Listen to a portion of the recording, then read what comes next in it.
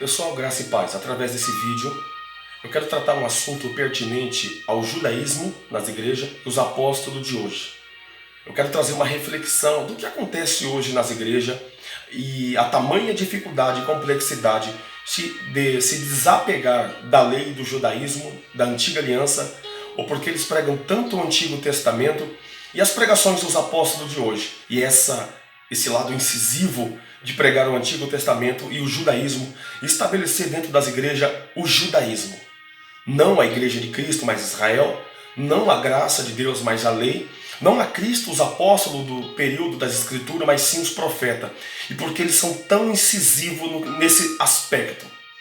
Eu quero ler um texto que dentro desse contexto é baseado no discurso entre Jesus e o rico.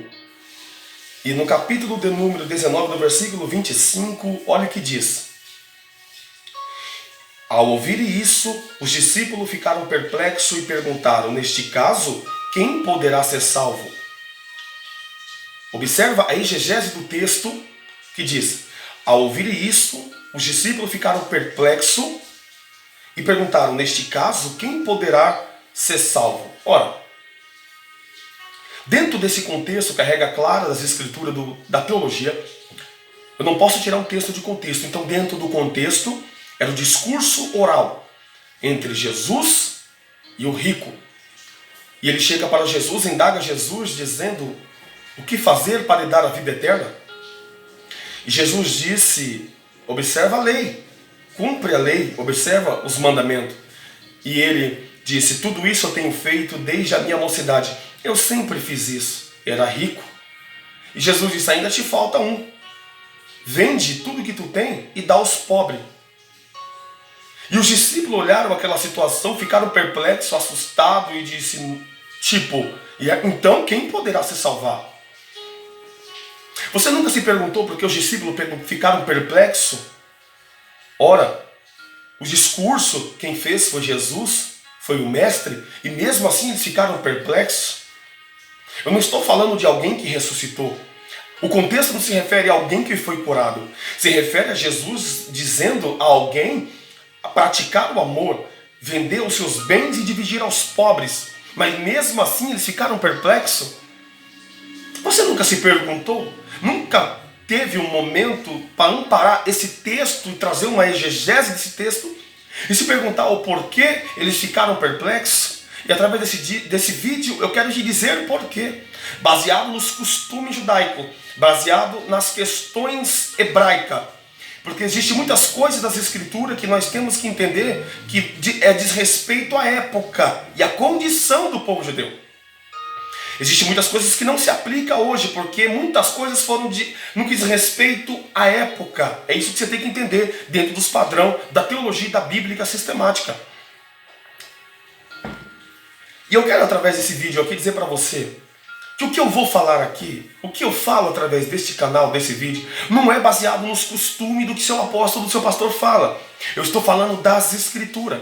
A igreja de Cristo contemporânea desse século tem que entender que no que diz respeito a Cristo, no que diz respeito à eternidade, no que diz respeito à Bíblia, é só a escritura, é só as escrituras. Não é de acordo com a visão da tua igreja, não é de acordo com a visão do seu apóstolo, a visão do seu pastor. Você tem que entender que se você quer ser um cristão eficiente, um cristão que entenda os princípios, os mandamentos de Deus, entenda as escrituras, você tem que entender que só as escrituras. Não é de acordo com leis de homens, padrões estabelecidos de homens. Paulo vai dizer em todas as suas cartas, ora, eu quando fui ter convosco, não fui com sublimidade de palavras persuasivas de sabedoria humana, mas eu fui em demonstração de poder. Ora, quando eu fui ter convosco, eu não fui segundo os homens, mas segundo a Cristo. E ele mesmo vai dizer, todo o meu discurso, todas as minhas viagens, todas as minhas peregrinações, todas as vezes que eu tive a oportunidade de falar alguma coisa, eu não fui segundo os costumes, as minhas pós-graduações no grego, em romano e em judaico, porque Paulo tinha essa graduação. Ele foi a Cristo, toda a oportunidade que Paulo teve foi para anunciar a Jesus Cristo. Mas voltando para o texto que nós acabamos de ler propriamente dito sobre a eternidade e o jovem rico, sobre Jesus ter dito a ele dividir os seus bens, e os discípulos ter ficado perplexos e disse, então quem poderá se salvar? é que é o seguinte, gente. No Antigo Testamento, na Torá, na tradição judaica, na Cabala, o sinal da aprovação de Deus na vida de alguém, de um judeu, era a prosperidade. Vou repetir. O sinal no Antigo Testamento, na vida de um hebreu, da aprovação de Deus na vida de um homem, na vida de uma pessoa, era a prosperidade. Agora você entende porque muitas igrejas apostólicas, muita igreja que guarda o Antigo Testamento, frisa em pregar nas suas igrejas sempre o Antigo Testamento, trazendo os rudimentos da lei, os cerimoniais da lei. Daqui uns dias estão entrando nas igrejas com um cordeiro para ser sacrificado no altar. Eles têm esse lado incisivo de observar o Antigo Testamento, trazer Israel e não a igreja, trazer os profetas e não Cristo, os apóstolos, trazer a lei e não a graça. E Paulo, nas suas cartas, pelo Espírito de Deus, ele foi bem incisivo, dizendo que o momento em que estamos vivendo, na era em que estamos vivendo, é a igreja e não Israel, é a graça e não a lei, é Cristo os profetas e não os profetas do Antigo Testamento, como base sólida para a igreja, como a teologia cristã sistemática, que é a igreja de Cristo, que é composta por judeus e gentios. Agora você entende o porquê esse lado incisivo do Antigo Testamento? O porquê esse lado incisivo do judaísmo, dos cerimoniais dentro das igrejas? Tirando Cristo do trono, tirando a igreja de cena, tirando a dispensação da graça de ascensão e trazendo a lei. Daqui uns dias eles estarão falando para vocês sacrificar um cordeiro no altar. O Antigo Testamento é sombra das coisas futuras. Lembra daquela carne que caía no deserto? Era o corpo de Cristo que se revela no Novo Testamento. Ele diz, comei da minha carne e fazei isso em todas as vezes em memória de mim. Lembra da água que brotou da rocha? Era a água que Jesus disse para a mulher samaritana. Se tu conhecer o dom de Deus, saber que da água que eu tenho para dar para você, você nunca mais terá sede. Lembra do maná no deserto? Que o nome em hebraico significa o que é isso? Você sabe por que o maná, o nome dele era o que é isso? É que Jesus disse assim no Novo Testamento, depois de muitos anos, eu sou o pão vivo que desceu do céu. Os vossos pais comeram do maná escondido, que significa o que é isso, e morreram. Mas em verdade vos digo, eu sou o verdadeiro pão da vida, e quem se alimenta de mim nunca morrerá. Ou seja, o maná do deserto, que era o que é isso, no Novo Testamento se revela que é Jesus Cristo. O Antigo Testamento é a sombra das coisas futuras. E o Antigo Testamento guarda 5 dispensações: inocência, consciência, governo patriarcal, lei. Nós estamos na dispensação da graça, a qual a igreja de Cristo está inserida. Então é por isso que eles são incisivos. Existem algumas igrejas neopentecostais que ensinam a seguinte teologia da prosperidade: que se você for pobre, independente da sua vida, da sua conduta com Deus, independente da sua santidade, independente se você guardar a lei de Deus, guardar a graça de Jesus Cristo, manifestar o fruto do Espírito, você é um crente ruim. Você não é cristão, tem demônio na tua vida, você é um crente ruim.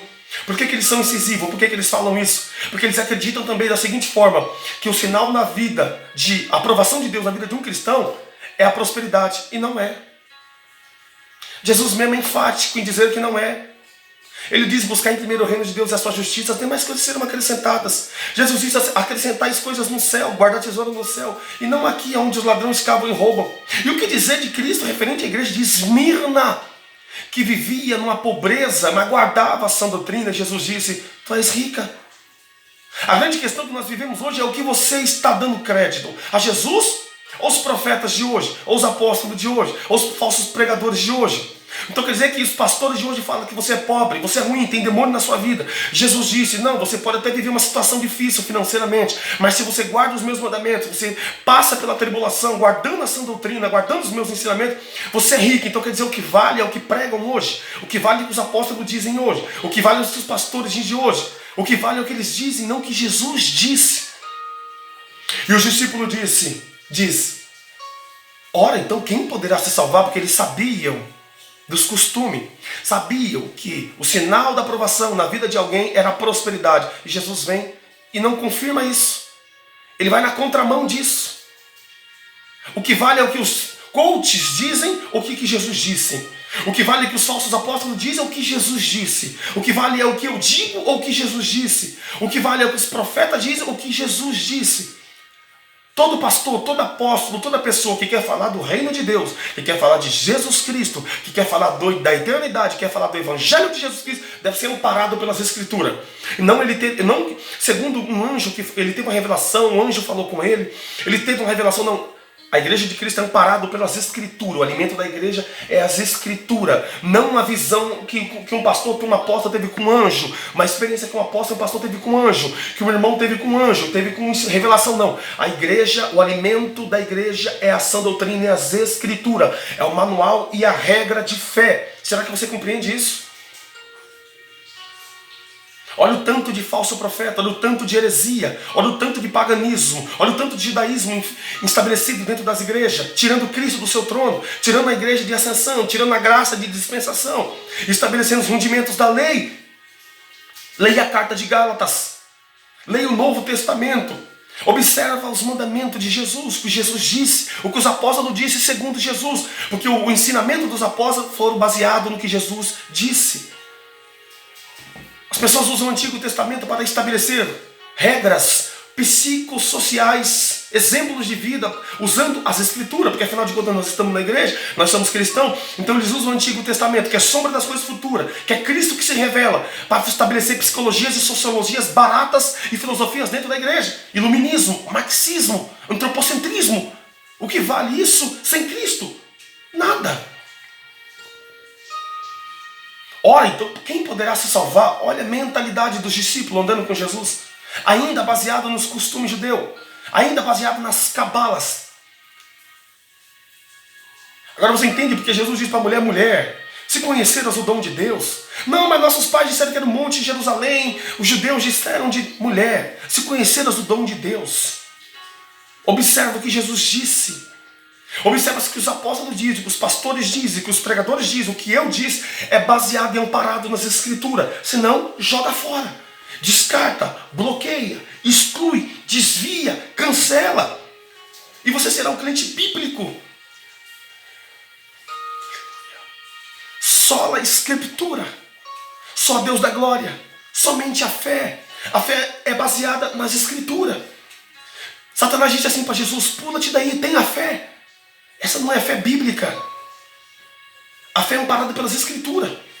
A fé é o Espírito Santo que foi derramado nos nossos corações de acordo com a palavra de Deus. É uma fé consciente, é um culto racional. Se você pular da ponte, você vai morrer. Mesmo que você tenha fé que não vai, você vai morrer. Porque isso não é fé. Isso é tolismo, isso é utopia. Guarda as Escrituras. Observa o Novo Testamento. Guarda o Novo Testamento. Ora, então quem poderá se salvar? Olha o que Jesus disse para a igreja de Esmirna. Tu és rica. Tu ajuda tesouro no céu. Tu guarda os meus ensinamentos. Tu és rica. Paulo diz, buscar as coisas que estão de cima, não as que estão de baixo. O que importa hoje, gente, é as coisas espirituais. É muito bom você ter dinheiro, é muito bom você pagar suas contas. É muito bom tudo isso, mas o evangelho não é isso. O evangelho é o que Jesus disse. É o que os apóstolos da Bíblia dizem. Não o que esses apóstolos de hoje dizem. Todos eles dizem que teve uma experiência com anjo, teve uma experiência com revelação. Não, a igreja não guarda mensagem de anjo e nem de revelação. A igreja guarda as Escrituras. A igreja guarda os ensinamentos de Jesus Cristo. Porque Satanás pode se transfigurar em anjo de luz. Nós temos os casos de Maomé. Nós temos exemplo de casos do líder da igreja Congregação Cristã. Os membros não podem nem ler a Bíblia. Nós temos exemplo de Constantino, está aí hoje, a igreja católica. Constantino usou a fé e estabeleceu o paganismo na igreja, a idolatria. Olha hoje aí a igreja católica, olha a idolatria. Sola Escritura. Igreja, Cristo, os apóstolos, o Novo Testamento. O Antigo Testamento é sombra das coisas futuras. Eles mentem para você, dizendo que você tem que ser rico, jogando você para o Antigo Testamento, porque são dispensações antigas. Embora temos que guardar algumas leis, não matará, não dará falsos testemunhos, adorará do Senhor teu Deus, não cobiçará a mulher do teu próximo. Mas Jesus reitera a lei. Ele é o fim da lei, ele aperfeiçoa a lei. Ele é o cumpridor da lei. Estabelece um plano de graça e de redenção.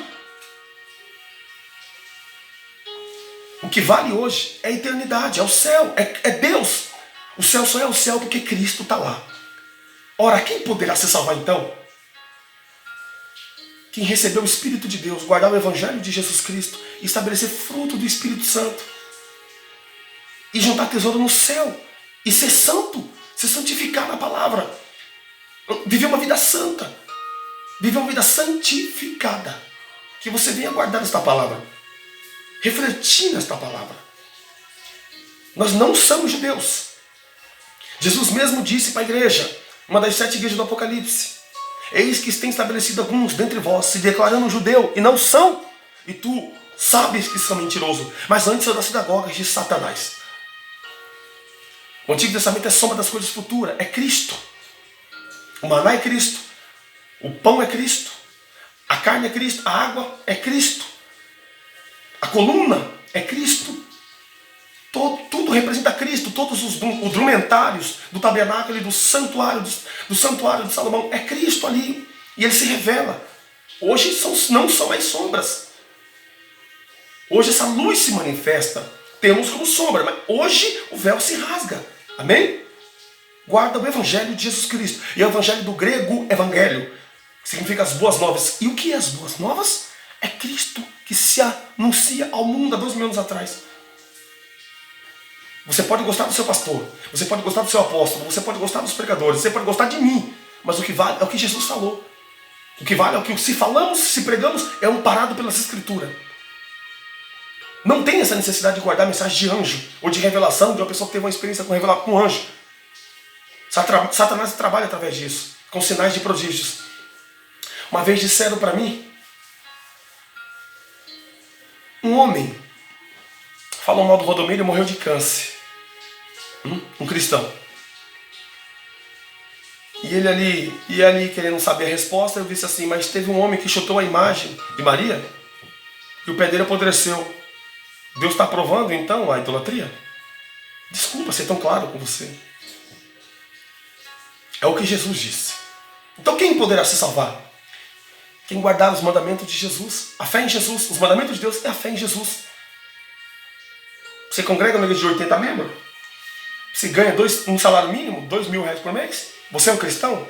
Você se declara cristão? Você se sente salvo? Você tem a alegria da salvação? Isso é o que importa. Amém? As demais coisas serão acrescentadas. Mesmo se morremos pobres, somos ricos lá. Quem disse foi Jesus. Então Jesus disse, isso é o que importa. Então essa é a grande questão das pessoas de hoje tentar estabelecer na vida de vocês essa questão de que você tem que ser rico. Porque lembra? O sinal da aprovação para o judeu, no Antigo Testamento, era a riqueza. Eles acham que isso vale hoje. Não vale. O sinal da aprovação na vida de alguém é a santidade, a santificação, o Espírito Santo de Deus. E os frutos do Espírito, amém? É o que Jesus disse que importa. Deus te abençoe.